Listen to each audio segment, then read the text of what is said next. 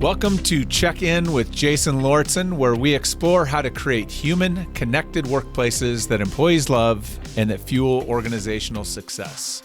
Each week, I invite someone who is leading the way in this work to join me for a conversation to help educate and inspire us.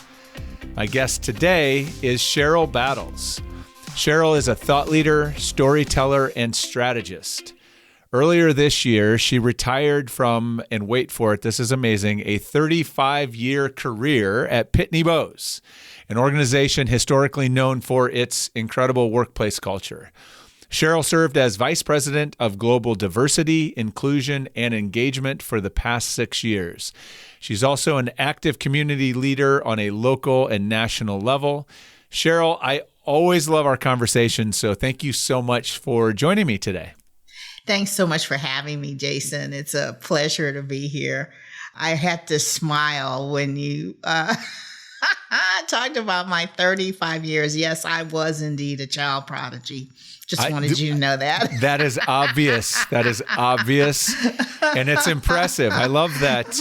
I think that's a testament to the quality of Pitney Bowes as an organization. First off, that they identified, your talent as a young child and invited you to come to work. And then you stuck around for 35 years. They got to be doing something right. So let's start. I want to check in with you a little bit about your work and maybe a little bit of sort of the passion that drives you. And so I'd love for you to share a little bit about the work that you do and the work that you did at Pitney Bowes, because I know you played across a lot of different parts of what we think about as important to creating a great workplace. Yeah, I really had the privilege of, and that's the wonderful thing about when you find that right fit.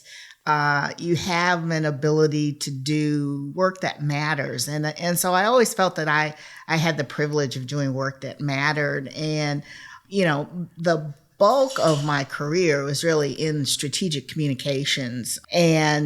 But when you think about what communications really is, it's about, information and instruction and ideas and inspiration.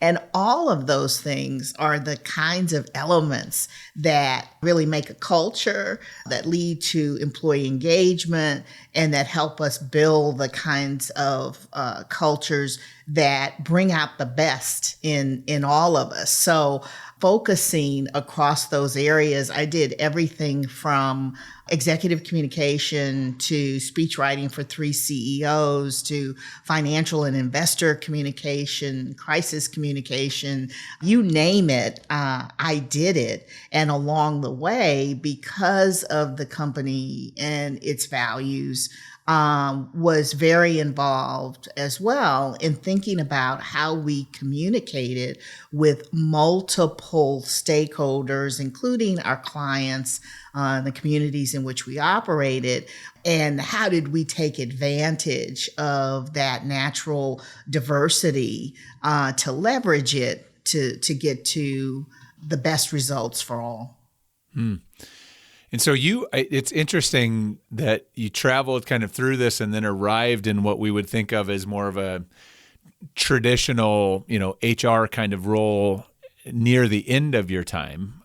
So that built on strategic communications, which I think is really relevant to what we're going to talk about today in particular. But I'm curious, how did you end up, or what was that transition into the world of engagement and inclusion and some of the stuff we would think more of as being related to HR? It's an interesting question because in some ways it was gradual, and in other ways it was definitely a kind of a huge shift. It was gradual in as much as being the lead communicator for 3 CEOs in my tenure because of their involvement. So one of our CEOs was head of the National Board of Trustees for the National Urban League.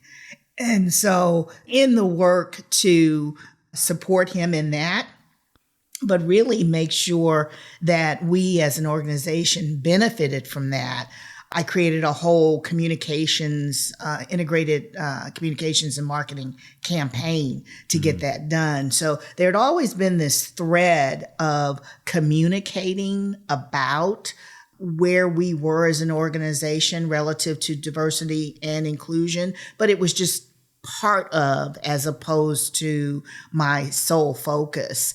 And so about 7-8 years ago, the head of HR came to me and said, hey, we know you know this. Can you help us with our diversity strategy? And I said, okay, that's fine. I can help with the strategy. And I kept the rest of my comms portfolio.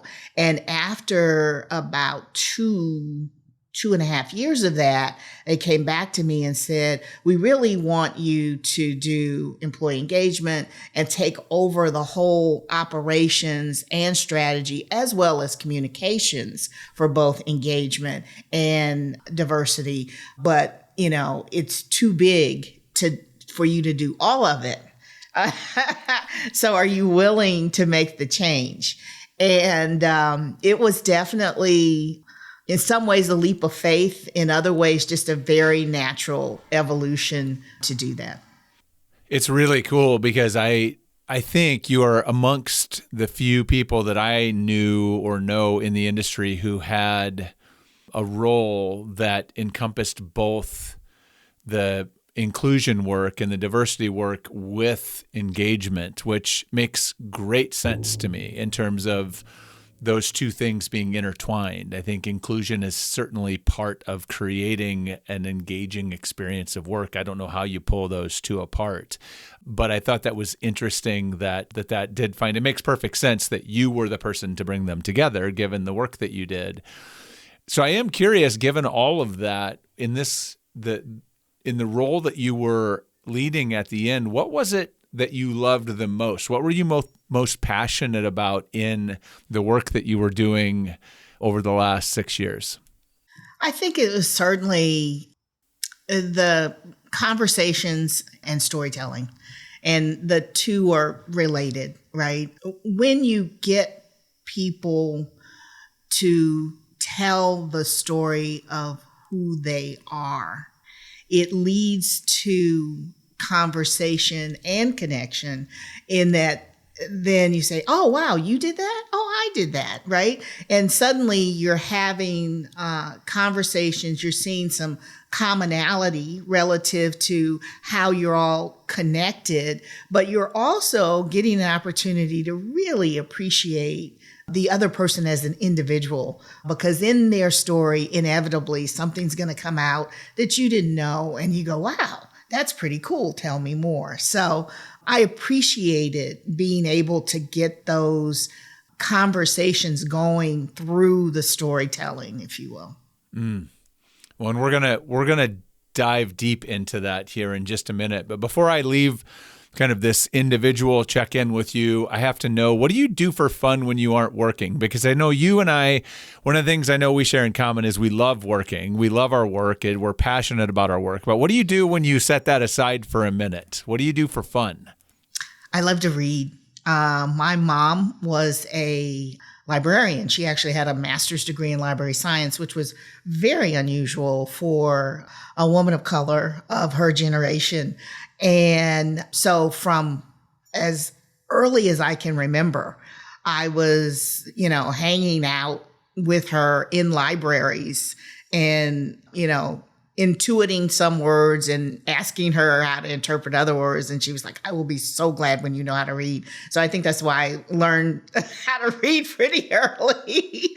But I love going to bookstores. Even when we travel, one of the first things I like to do is find like a local bookstore and just hang out. But reading is definitely one of my passions, along with travel and, of course, hanging out with family, including our 2 fur children.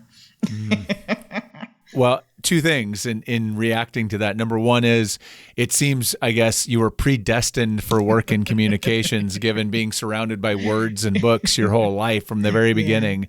And 2, My wife and daughter are both voracious readers as well. They read all the time. And they, like you, anytime we travel now, we go into a new town, if we're going to be staying overnight or we're going to be there for any amount of time, the first thing they want to do is go find the local bookstore. So I'm familiar with that tradition in our house now. So thank you for sharing that. I really am excited to dig a little bit deeper into storytelling and how you have used storytelling as an approach, as a tool to further the work of building an inclusive culture within Pitney Bowes, driving engagement, a whole variety of things. I know this is an important tool for you. I am curious where in your sort of career journey you started to uncover the power or the insight that, hey, storytelling is a really powerful tool here to bring people together or to accomplish certain goals in your work. You know, they say a lot of history is best understood in hindsight. So while it was contemporary, I'm not sure I really understood it. I just knew that there was something about getting people together and asking them questions about kind of who they were and what made them who they were. And in the various communication leadership positions I had, certainly on the internal communications side, we had an employee magazine. And so I would interview people for the magazine. And in interviewing people, as you well know, what you tend to get then are their stories. And so it was something about that process of after I've interviewed someone that I knew them better and we had a connection in ways that I think I just started to apply down the line, if you will. I think we really saw it come to the fore during the pandemic, where our humanity was brought into such contrast with the environment around us, right? Where there was fear and uncertainty, and there was sickness, and there was a real wow. And I think it kind of opened people up to having conversations and sharing stories and seeking connections in ways that it had not before. And we were kind of able to take advantage of that in many ways, just in the kinds of programming we did that allowed the stories to be the one to do the heavy lifting. So let's talk about that, because I remember having conversations with you while the pandemic was ongoing about what you were doing internally and in real time kind of witnessing and feeling the impact of that. And so let's talk a little bit about specifically what you did, the application of storytelling during that time to kind of bring your employees through that. And I also know it wasn't just the pandemic. I think you also were using it, as I recall, sort of during the George Floyd murder and that situation to create conversations internally as well. So can you break down what that looked like? How did you go about doing it? What was the actual programming looking like? Yeah, a lot of that programming was, let me say it a different way.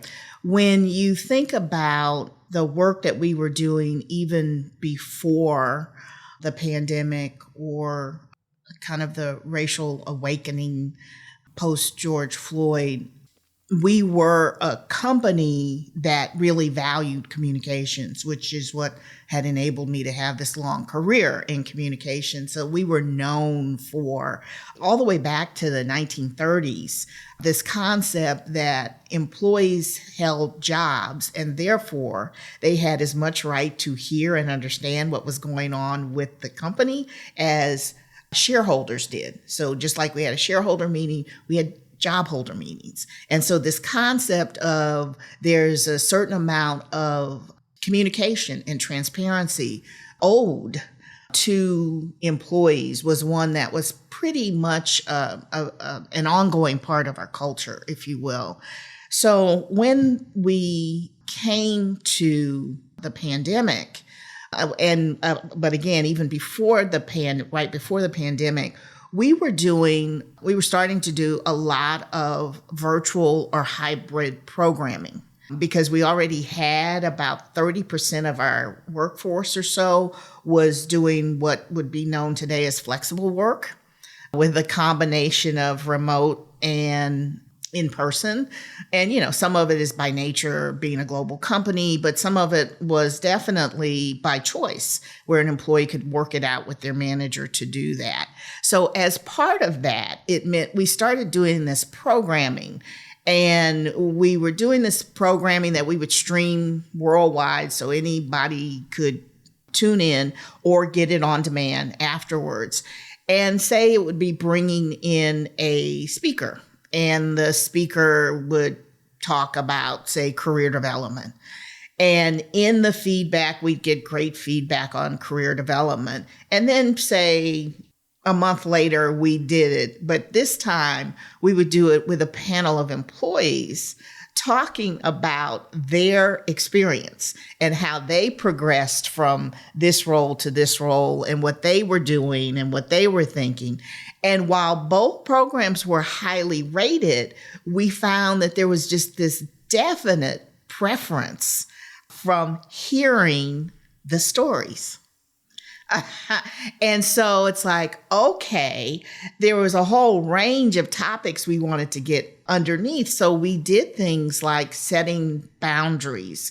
We did things like integrating work and life in the midst of a global healthcare crisis. We did things like actually bringing in a panel of healthcare professionals. One woman was expecting a child, doctors of color, but different doctors with different life experiences, and having them talk about why self-care was so important during this time, and why at the time we felt it was so important that everybody get vaccinated.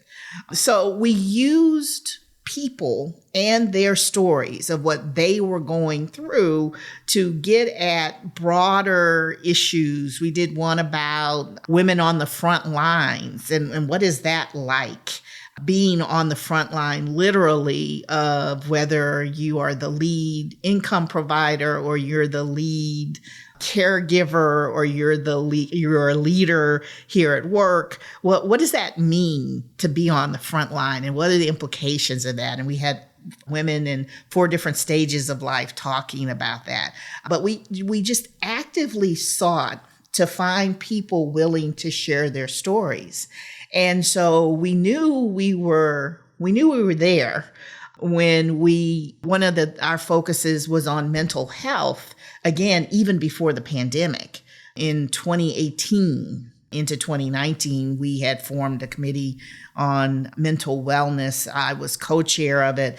And so when the pandemic hit, we had people willing to share their stories and to talk about it. And so we knew we were there when, on one of our conversations, someone said, what I was telling my therapist, and this was a globally streamed thing. And we're like, okay, we've broken through when people are comfortable telling thousands of other people about their conversation with their therapist. Mm-hmm. There's real power in that. And that's really inspiring, how you're sharing, sort of what happened, or the stories of that. And I'm curious, as you were stepping into it, what did you find as, I guess I'll first ask, what did you find to be the challenges when you were starting down this path, or you were inviting people to do this and trying to unlock the power of storytelling? What were the hurdles you had to climb over at first? I think the initial ones were actually getting people to share the stories. And certainly, I think the most difficult were actually the mental health journey. And because it's, it is one of those areas that has had such a stigma around it.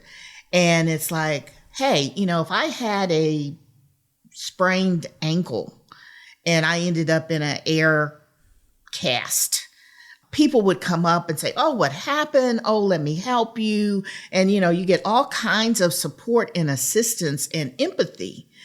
If I walked up and said, I've really been struggling, my chronic depression is kicking in, and I've just been in a kind of dark place. I can kind of feel myself slipping there. I'm really looking for connection. People would freeze because they wouldn't know what to say. Right. Or what to do. So finding people who were willing to step up and say, hey, I have this going on. Like we had a high-ranking person talk about living with diabetes and what that looked like from a health and a mental wellness perspective. And it was just eye-opening. It was like, oh, wow, they have diabetes, So, but finding people willing to share, that's always the challenge. How did you support them then in doing that? Like, did you help them think about the story? Were you kind of pre-gaming with them on like what questions they might get asked and sort of what they might want to think about? I'm just like thinking tactically, if I wanted to step into this, how would I support? How do I make it feel more safe for them to share their story? Absolutely. We not only kind of pre-game with them, we were continually pre-gaming with our audience itself, right? So for them, it's certainly about, we only want you to share what you are comfortable with sharing. Understand that when you're sharing, you may never know who and how you impacted by someone by your willingness to come forward and do this. There may be people who don't understand or don't agree, and that's okay. And then they would hear us say to the audience and through the various ways we were communicating, what we want to create here. We can't control what's going on outside around us, but what we can control is how we treat one another here. And here we're going to listen to understand.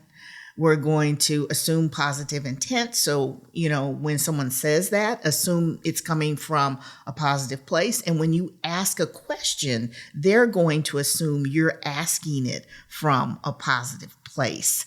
But let's make sure that this is about listening and understanding, and that is a judgment-free zone. And that's what we we would often make that the opening for some discussions, but we also tried to thread that concept through a lot of our communication. So I know you have shared that you felt like this approach using storytelling was instrumental in creating a more inclusive culture. And of course, inclusive culture happens on a person-by-person, sort of day-by-day experience basis. So I'm wondering how that showed up. So as you were using this, what signals were you getting that this storytelling approach was taking hold or was having an impact on individual employees experiencing work more inclusively? We were getting it on a number of fronts. Certainly, we did a lot of measurement. So we would do, say, post-event surveys or feedback sessions and ask people, what did you get out of this? What value did you find? Did you find you know people better? You can relate to them more as human. You can do this, you can do that. And, trying to give them a range of things or actually I didn't get anything out of it or I didn't learn anything. And we found pretty much in the post-event surveys, we were getting the feedback that, yes, this helped me understand, or no, I'd never thought about this before. We also, of course, did our engagement surveys, and not only the big annual engagement survey, but we know that life happens continuously, and an engagement survey is just a snapshot in time. So just doing it once a year is not going to be adequate, that you have to have other ways of picking up on that feedback throughout.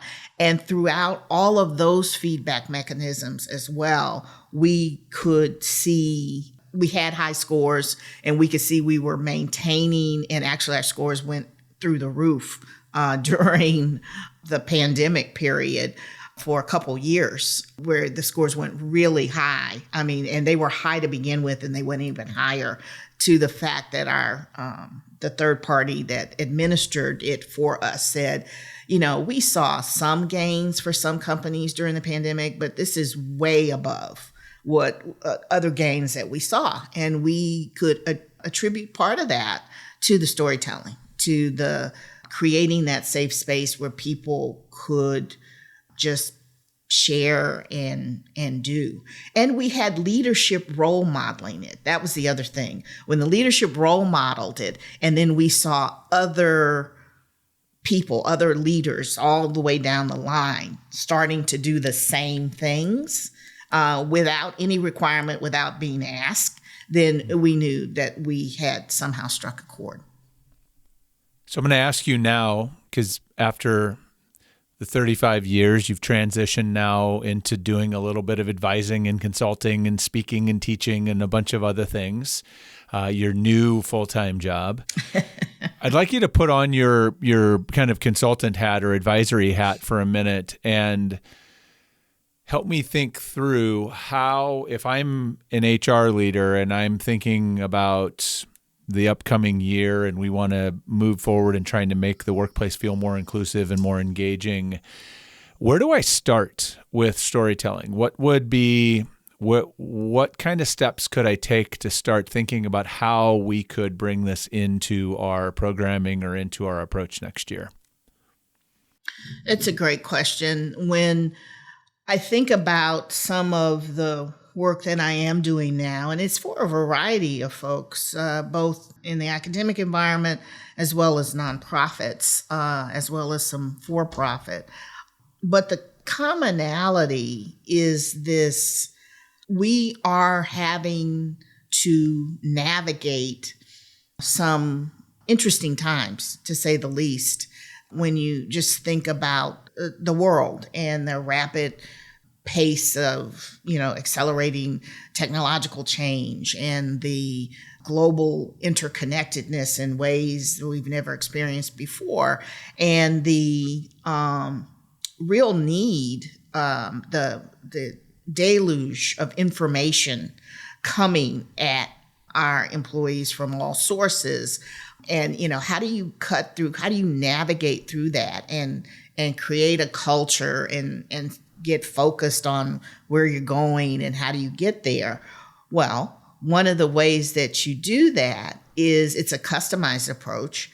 It is understanding kind of where you are. So whenever I work with someone, I always say, so when's the last time you've got any kind of formal feedback from employees, whether it's a survey, a focus group, you have a bunch of letters, any common themes that you're getting from employees themselves about how things are going or what's going on.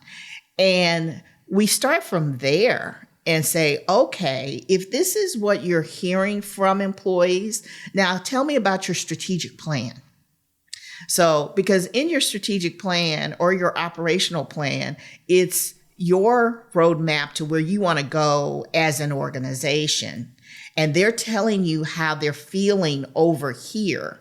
So if you expect them to be able to help you get to where you want to go, right, then you've got to meet them where they are. You've got to help them understand how they fit into that bigger picture. And then we've got to get underneath why they're feeling this way.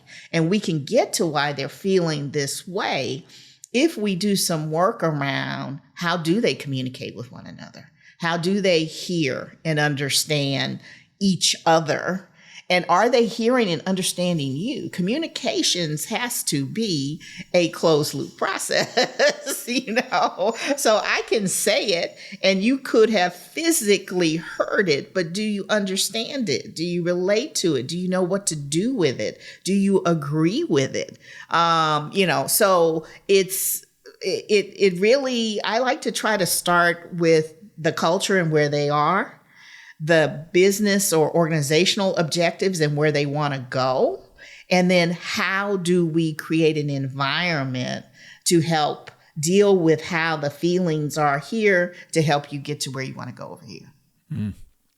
And there's a lot there, right? There's some big feelings right now. Yes. And to your point, I love, one of my favorite things to do is, I don't do it a lot just because it's time consuming, but doing focus groups or doing sort of one-on-one kind of qualitative interviews with leadership groups and letting them share their story, because you learn so much so fast about what's actually going on in the culture or what's actually happening in the organization when you let people tell those stories. Like, it becomes very clear very quickly. And so that would be what I'd add on is, in your process, when you start to try to figure out how to connect those two dots, go ask questions and listen a lot, because that's where the answers are. That's where the real nuggets are. So, Sheryl, thank you for sharing all of that. I think that there's some incredible nuggets to get people started, or maybe thinking a little bit differently about how to involve or invite employees into some new ways of thinking going forward. So let's have two more big questions that I want to ask you. One is, what's a challenge or a significant obstacle that you're wrestling with in your work, whether that's work with a particular client or broadly right now, that you are willing to share with us? Certainly, I think because there is a lot of uncertainty, there's a certain level of what's the risk to me as an individual, quite frankly, in stepping forward or doing this kind of work when there are so many who might misunderstand it, or outside parties who might criticize it, or, it feels like in many ways we're in a no-win situation. I've heard some clients say that. And to really be the encouraging person to say, I get it. I sat where you sit and I actually kind of knew I must have been doing my job right, because there was always going to be someone who was not necessarily pleased, that I was not in a popularity contest. What I was trying to do was to help us all get to our best, to combine our best to deliver our collective best for our clients and our other stakeholders. So this is not personal, though it can feel very personal. This is, how do you get to the best answer for the organization? And to do that, you've got to have the hearts and the minds and the hands of all of your team members going in the same direction. And that's how you get there. And so to be encouraging and supportive, knowing that, these are times where in polarized times, it is always more of a risk to have an opinion because people get hardened around opinions, as opposed to the space in the middle we're trying to create, where you can sit, as you say, and listen with an open mind and say, okay, I can get why you feel that way. I may not agree with it. but we can agree to disagree without being disagreeable. And that's the kind of world I'm trying to help a lot of leaders navigate at the moment.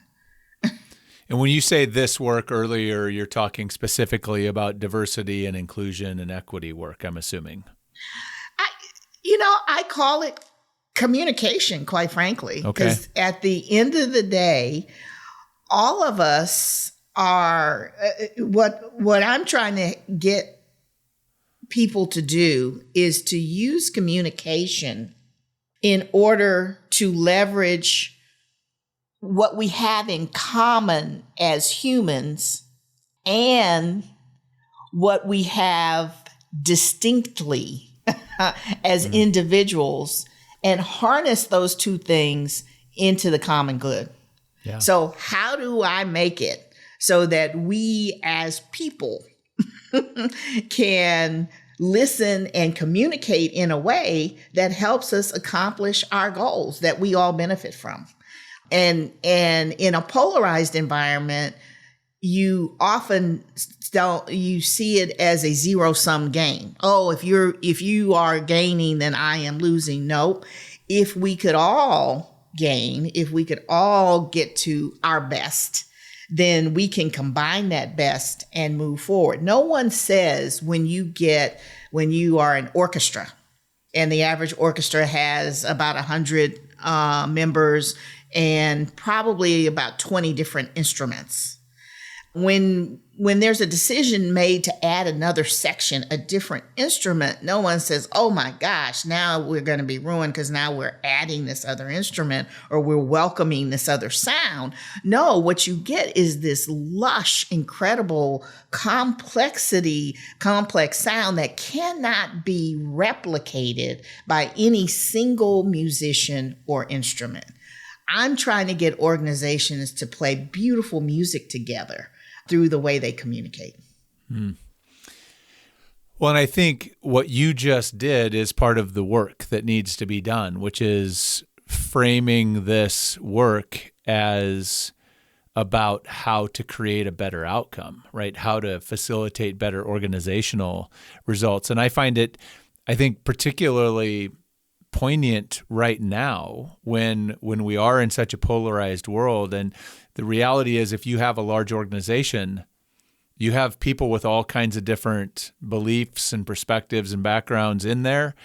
Why would you not want to fully include everybody? Like, it's bad business. It's stupid management not to.